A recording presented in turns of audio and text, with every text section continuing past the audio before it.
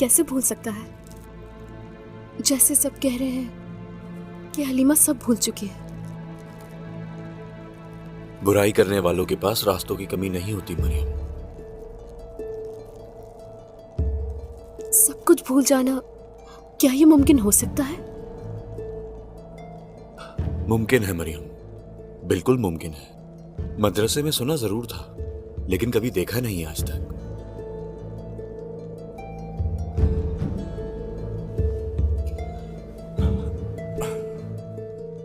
ये सब दिमाग का खेल है मरियम।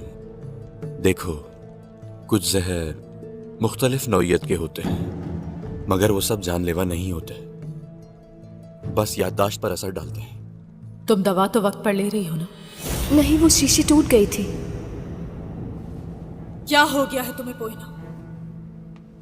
ये लो, अब एहतियात बरतना।